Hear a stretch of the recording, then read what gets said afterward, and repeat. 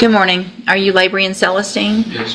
Mr. Celestine, in that case, you are charged with the third-degree felony offense of deadly conduct, discharging a firearm, from March 22nd of 2024. And how do you plead to that charge? Guilty.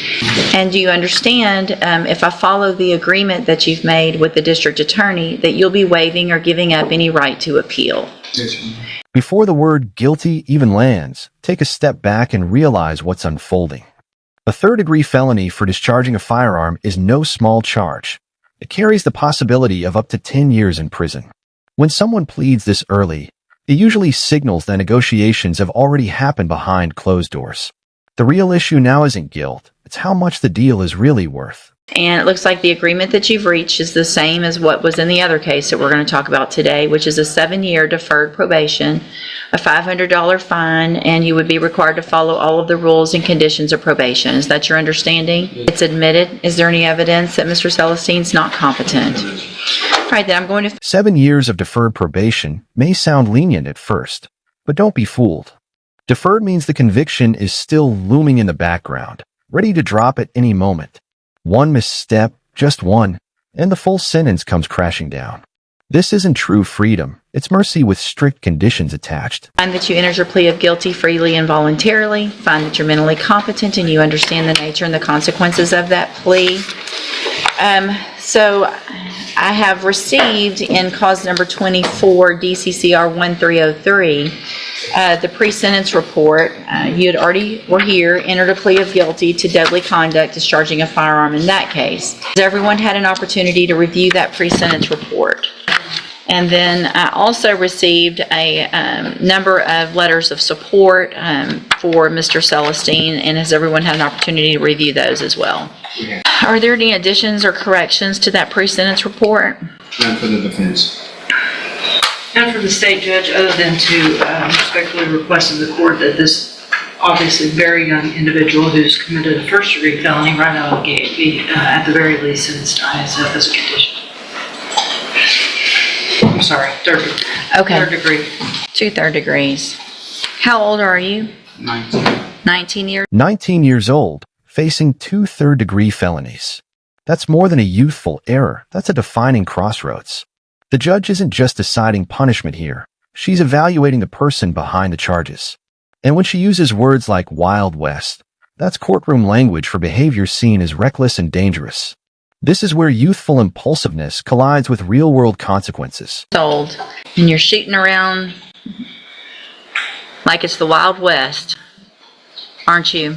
Yes, ma'am. Yeah. Something that I made a note of here, I went through all of these letters, and all of these letters of support about you talk about what a good kid you are, and that here's one I circled, and it says, LeBrian's a positive role model for his nephew. Do you think you're a positive role model for anyone at this point? Not at this moment. Not at this moment. Is that what you want him to grow up and do? And be in here shackled up? Watch the tone shift here. The focus moves from the crime itself to the defendant's character. Letters describe him as a positive influence, a role model.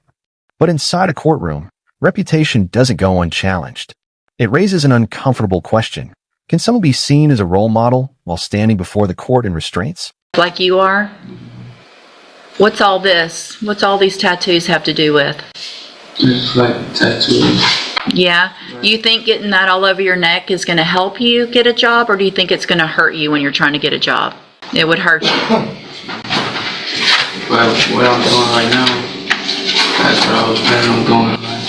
But not just still in court, it's like a family business. He planned on doing that. Right? Do you think it makes people comfortable if you show up and look like that in their homes?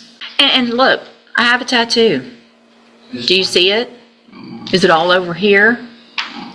What if that pool company falls through? What if you need another job? Right? You got to think about those things. Yes, ma'am. Okay, so here's what I'm going to do in each of your cases. I'm going to find that you entered your pleas of guilty freely and voluntarily. In each case, find sufficient evidence to find you guilty. However, in each case, in cause number 24, DCCR 1303, Defer all proceedings, place you on probation for a period of 7 years. That's the agreement that you made with the district attorney. I'm going to order you pay that $500 fine and follow all of the rules and conditions of probation, and I'm going to get to those rules and conditions in just a minute. I'm also going to find and question evidence to find you guilty. However, I'm also going to follow the agreement that you made with the district attorney. Defer all proceedings and place you on probation for 7 years. You're also ordered to pay a $500 fine in that case and follow all of the rules and conditions of probation. One of the conditions of probation in these cases, in each of them, is that you're going to enter and successfully complete the cognitive track of the ISF program. So that's a 90-day program that is in custody. So you're going to go from the jail to that program. And it is designed to help you make better decisions. All right? You need to take advantage of it. You're still young. Today's opportunity is an opportunity of a lifetime for you because you don't have a felony conviction on your record. There are people who will not let you go to your house, regardless of who you're working for, if you are a convicted felon. Do you understand? So even if it's a family business, you might not be able to work for that business. This moment carries enormous weight. Deferred adjudication offers a rare opportunity. Complete probation successfully, and the felony doesn't become a permanent conviction. But the risk is just as real. Any violation could trigger up to 10 years behind bars. It's freedom, but with a ticking clock attached. If you have a felony conviction. So if you do everything that you're supposed to while you're on this probation, then you will, at the end of the probation, both of these cases will be dismissed, and you will never have a felony conviction on your record. The other side to that in each of these cases is if you violate the probation, you're right back here in court, and you could be sentenced to prison. Number one, be convicted, obviously, in both cases, and sent to prison for up to 10 years in each case. Do you understand? A condition of your probation in each of these cases also is that you are not allowed to have any type of firearm. Do you understand? Not on your person, not in your car, not at your home. Period. No firearm. Do you understand? I'm going to hand you the trial court certification in each of your cases that shows these were agreements that I followed, and so you've waived your right to appeal. Probation will go over some paperwork before they take you back today, and then you'll go to ISF hopefully very soon. When you get out, make sure you go straight to probation, do everything you're supposed to, otherwise you'll be going to prison. Okay, you can go back with the bailiff.